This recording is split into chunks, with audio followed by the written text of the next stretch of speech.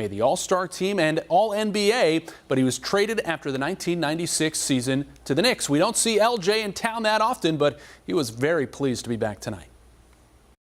You know, this is where I picked my bones. This is where I first started. I was drafted #1 here. I won Rookie of the Year here.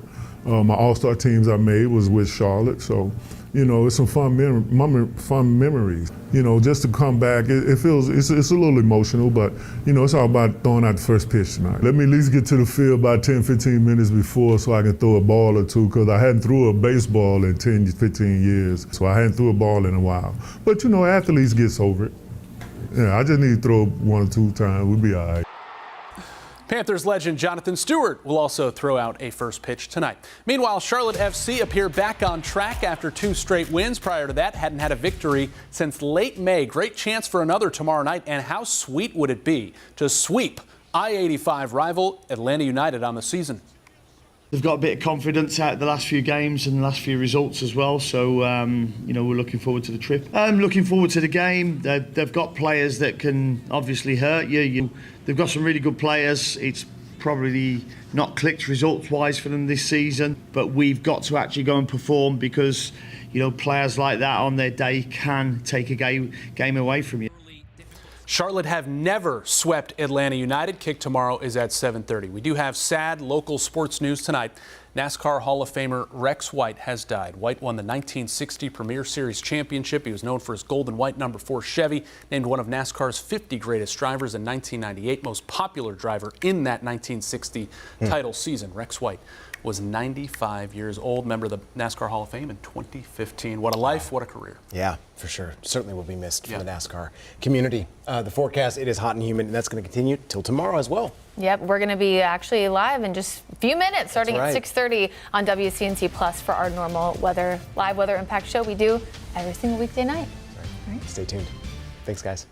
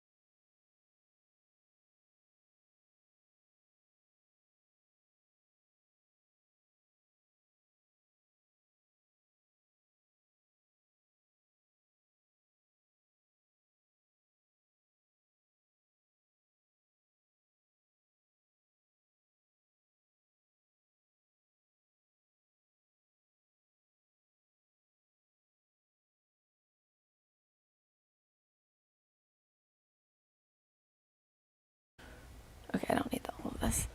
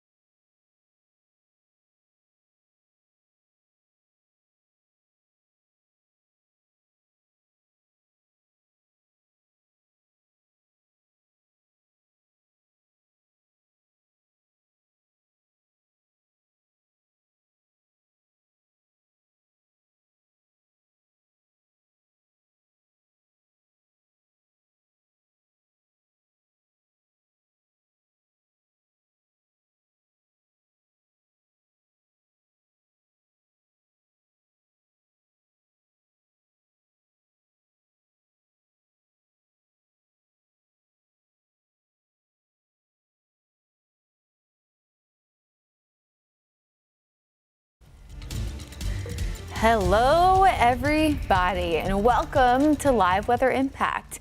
I'm meteorologist Brittany Van Voorhees, once again in for Chief Meteorologist Brad Panovich, and we're going to keep this party rocking and rolling all the way through the weekend and Monday and Tuesday too, but he'll be back next week. The big story today, well, really started today, was the heat and humidity. Temperatures topping out at 96 degrees here in Charlotte. Actually, one quick second, I'm going to double check this because sometimes we get official data that comes in from the National Weather Service, and it can sometimes be hotter and it's a little laggy until it comes into our system. So I lied. 97, the official high. But again, semantics. We'll talk more about that here over the next few days. The hottest was Lancaster at 99. Even the mountains getting in at about 82. So it's certainly been very hot and very humid today. Highest heat index at the airport was 101. Our highest heat index across the board was actually also Lancaster getting to 107. Remember, the threshold for higher than normal heat-related illness issues is 103, if not higher. So, yep, we got right at 3 o'clock, we were at 101. And so far, we've been 100 for about 4 extra hours now. So maybe not as hot as Lancaster, but certainly prolonged heat at that. If you remember from earlier this month, right? Was it July or end of June, Lily, that we had that prolonged stretch of 17 days? I don't know, the days are just rolling by. I guess it had to have been end of June into July because it's only July 18th. Okay, so if you remember earlier this month in late June, we had 17 days in a row of temperatures at or above 90. Today actually matched up with 12 days. So with that being said, as we look at the long range forecast, it looks like we're probably going to break that streak of 17 that was earlier this summer. These are the longest 90-degree stretchers just in the last 10 years. I'm going to step off for just a second so you can see these numbers. So 20 days. Highest 2020, of course. You can see 2015 was 18. We were off by just one, matching 2022 and 2016. Now, to be clear, these are not the longest 90-degree stretches ever. The longest is actually 33 days at 90 or above. That was back in 1993, the summer after yours truly was born. But I do think that we are going to probably get past 17 by the end of July. So very, very long hot stretches. In fact, some of the past 10 years, I mean, look at this. Some years only got to 9. Last year even, 2024, only got to 9. All right, let's look ahead to the next few days. So we know that temperatures are still going to be at or above 90. I just kind of gave you that. But it's the heat index, right? Today, 101. I mentioned Lancaster coming in at its hottest at 107. But the next few days, we're looking at 103, if not higher. It's one of the reasons why we had a heat advisory today. I would not be surprised if that heat advisory was expanded through Saturday and Sunday. But do remember that even if you have a heat advisory, let's say in Mecklenburg County, and your bestie lives up in Catawba County, even if you're under one and they're not, it really doesn't change the overall impacts. Different National Weather Service offices have different thresholds, but everybody is going to be in that triple-digit heat heading into this weekend. So take plenty of breaks if you can. Stay cool, stay hydrated. Major impacts will last the next 3 days. They will be less up in the mountains, more moderate, of course, because they're not as hot and humid, but things will start to improve as we get toward Monday. Your hourly heat index tomorrow is expected to be hotter than today. As I mentioned, 101, the highest at Charlotte today. I think 106 might be a touch aggressive here based on the dew point, but certainly could get close to that 105. And that, again, is the threshold for a heat advisory. Hottest time of the day, about 1 to 6 p.m. That's normally the hottest time. Sometimes it's more like 1 to 5. It kind of depends on the day and where the wind's coming from, but that's kind of the general gist this time of year. No severe weather, no flash flood warnings here in the Charlotte area, but I am still tracking a few spots here of really, really heavy rain. This is on the northern side of Caldwell County from Kings Creek heading into Patterson, Globe, and all the way actually up toward Blowing Rock, where there's been a decent amount of lightning strikes, about 61 in the last few minutes.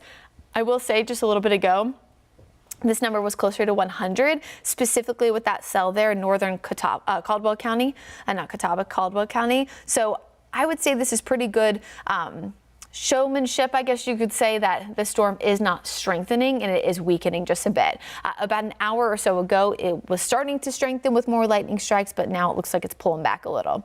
Not much more to track, though, across the area. Mountains and foothills, biggest risk for flooding through this weekend, as they actually have the biggest chance of thunderstorms in general. But notice even the few little pockets here of light rain we had a little bit ago in Union County have started to clear out. Still a little weak outflow boundary on the northwestern side near Midland and Clear Creek, but Again, that's essentially all we got for you going on right now. Here's Futurecast for the rest of tonight. Yes, we will still track a few isolated storms. I don't think they'll be this far south across the metros. We'll probably stay mostly dry here locally. But tomorrow, Sunday, again, rinse, repeat. We will see sunshine and a lot of heat and humidity early before storms do pop up in the afternoon. I think the one thing that you'll notice as we look at Futurecast here is that there are some earlier storms possibly up in the mountains. Again, that's going to be something we don't often see this time of year. A lot of the times they're not hot and humid enough to see storms before we do in Charlotte. About this pattern, they've seen storms much earlier than we have here across the metro. And because of that, that's why they are at that slightly higher risk of seeing isolated flooding. And you'll see this reflected in a few minutes in the excessive rainfall outlook. But so much rain as of late, especially for those communities. Heck, even areas to our east near Greensboro, Raleigh have seen more rain than us here in Charlotte. So I wouldn't say that we've been necessarily in a rain hole. We've seen some rain locally, just not as much as our neighbors to the north and northeast, which of course, Greensboro toward Raleigh, Southern Pines. You guys know what happened a few weekends ago. They, of course, were impacted pretty aggressively by Tropical Storm Chantal as it made landfall not last weekend, the weekend before, early Sunday morning. Again, there's Futurecast for Sunday. You can see some of those storms earlier in the day. And look at even Sunday night. If this holds together, we could not only see earlier storms in the mountains and foothills, but even some later storms. So again, it's just not a pattern we typically see this time of year. So something our team is watching closely. So there's the excessive rain impacts. Essentially, excessive rain impacts means higher than normal risk of flash flooding. So you can see both today and tomorrow have the mountains under that moderate risk, and then it starts to shift away toward a low risk by Sunday.